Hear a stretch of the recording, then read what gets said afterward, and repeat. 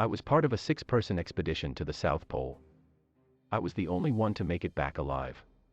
Part 1. Growing up. I was always drawn to adrenaline, extremity, and testing my limits. I started out doing relatively common stuff: bungee jumping, parachuting, mountain climbing. But like a junkie needing a greater high, I always wanted something more. I gathered a group of like-minded friends through my adventuring. There were 5 of us: 2 girls named Katie and Lena, 2 guys called David and Jake, and me, Adam. Together, we moved on to more dangerous activities: base jumping, cave diving, things like that. 3 years ago, we had what we thought was a great idea: we would ski to the South Pole. It didn't take long for us to agree on this trip. Only Lena was against it, not liking the remoteness of the continent. But it didn't take much for us to persuade her.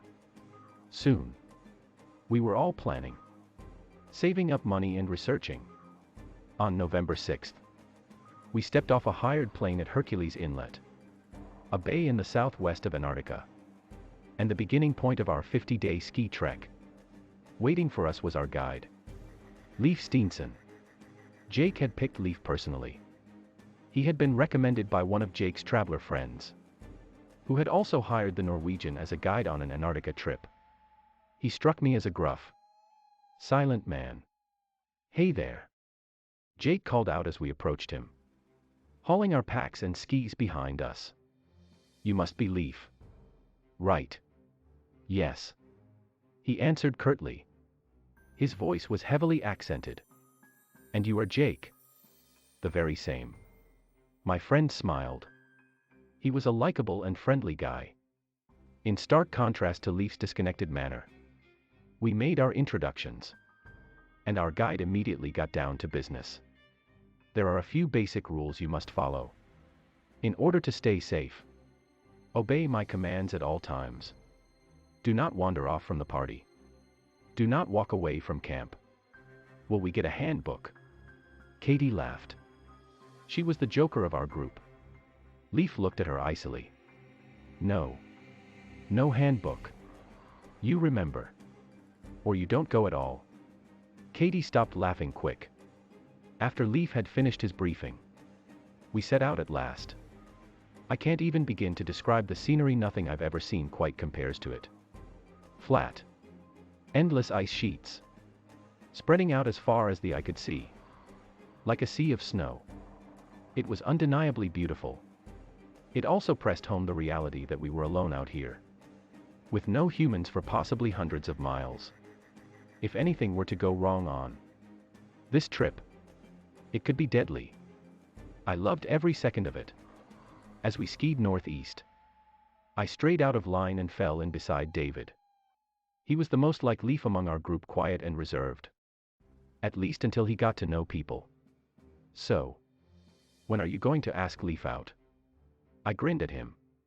"Shut the duck up, Adam." He laughed back at me.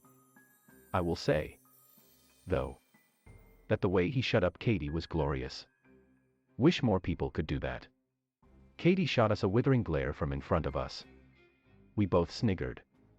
"Not like there's many coffee shops out here. Anyway," I sighed, "your date will have to wait some time. It seems." After some hours of traveling northeast, Leif's voice carried over to us from the front of the column. "We stop here for now. Unpack your tents." As we took off our skis and began setting up camp, I wandered over to Lena. "So, how do you like it so far?" I said. "It's beautiful here. I'll give you that," Lena answered. "But like I said before, it's so barren, so massive. I can't help but feel small and meaningless, like a fly on a wall." "I am sure you'll be fine," I said, putting a hand on her shoulder. "In a month, we'll reach the Teal Mountains. That should break the monotony a bit." Lena was about to answer, but then stopped, squinting over my shoulder at something in the distance. "What's that, Adam?" I turned, looking out over the expanse of snow. What? I can't see any. I finally noticed what she was pointing out. Far away on the horizon. Something was sticking out of the ice. Gray and unmoving. It was too far away to tell what it could possibly be. I called over to our guide. Hey Leaf. You got a second? He came over to us. His bearded face stern. As always. Yes. What is it? Adam. Any idea what that is? I said, pointing to the faraway objects. He stroked his beard in thought. I do not know. He said finally. Rocks. Perhaps. It's roughly in the way we're going, said Jake, walking over from his pack. He smiled winningly. Maybe we could check it out tomorrow. What do you think? Leaf. Up for an adventure. Leaf seemed uncomfortable with the suggestion. I don't know if that's a good idea. We need to keep up a good pace. Jake's right. It's roughly the way we're going. Anyway, said Lena. Come on. It may be something interesting. Leaf sighed. Fine. Tomorrow. Probably just rocks. I would say. My first night in Antarctica was sobering. Even in my tent. Dressed up warmly and in a special sleeping bag. I could feel the cold. Thankfully. After some time my breathing warmed up the tent. And I fell into a deep sleep. 8 hours later. Leaf woke us to break camp and set out again. As I was eating a small breakfast of freeze-dried cheese and chocolate, I saw Katie looking at the gray objects on the horizon. She looked strangely confused. What's up, Katie? I asked, walking over. Slept well. Those things. Weren't they to the north when we set up camp? She answered. I frowned. Trying to remember. I think so. Yeah. Why? They're to the east now, Katie said. I paused. Confused. Are you sure you didn't get turned around? No. No. I checked my compass. It's definitely to the west. I frowned again. I guess we misremembered. Then. We were all tired. After all. Yeah. Must have been that. Katie said absently. Her mind elsewhere. Wonder what those things are. Anyway. Guess we'll find out soon enough. After eating and packing up, we put on our skies and set out. Heading towards the strange things on the horizon. Leaf seemed slightly troubled. And I wondered if he too had misremembered the direction they were in. As we got closer, we could make out what the things were. A circle of massive rectangular stones. Standing on their side. They reminded me instantly of Stonehenge. Approaching them, David fell in beside Leaf. I thought Antarctica never had an indigenous population, he said. Who could have made something like this?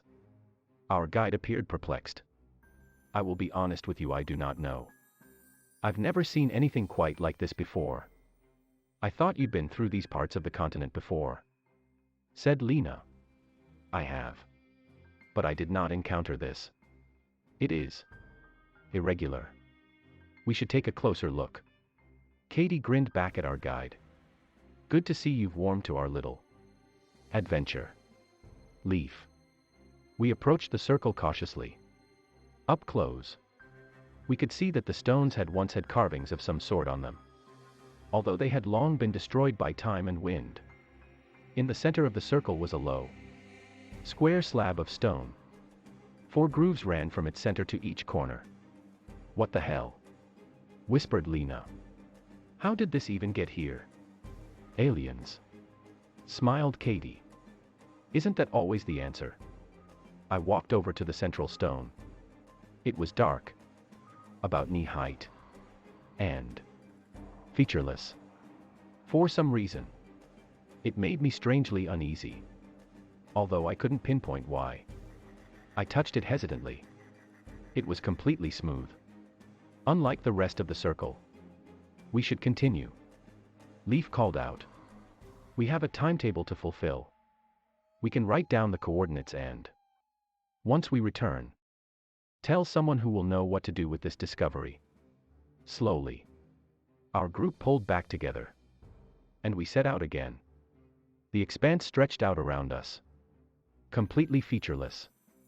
And I was glad we had an experienced guide like Leaf. Every so often, he would take out a compass and check our heading, making slight adjustments every time. I slept better on our second stop, knowing that the cold would get better.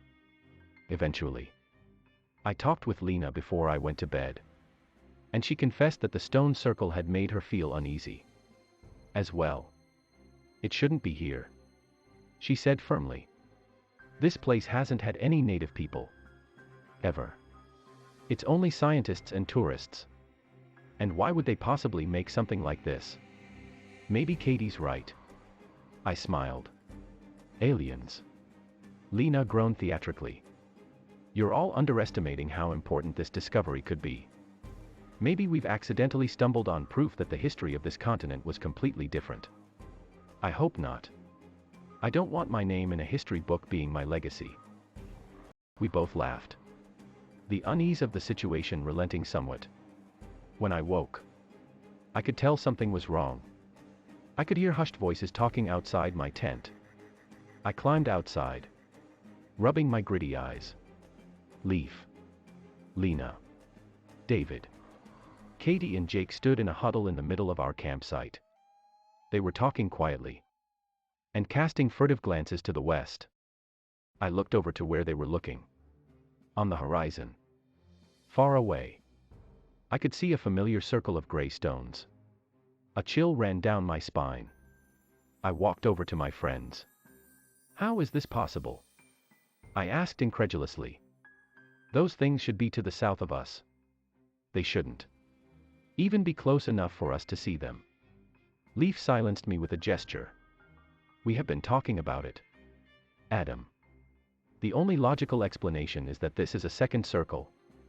It is strange, to say the least. I have never heard of a stone circle in Antarctica, let alone two. Do we go investigate it? Asked Lena. No, replied Leaf resolutely. Yesterday's detour already put us off our timetable. We must press on. I will write down these coordinates, and we will pass them on to the experts later. We packed up and set off. A strange hush had fallen on our group. The second circle had affected us strangely. I could tell the others were disconcerted by them now. Not just me and Lena. During the day's hike, I only talked once with Katie. I was hoping her joking attitude would help me relax.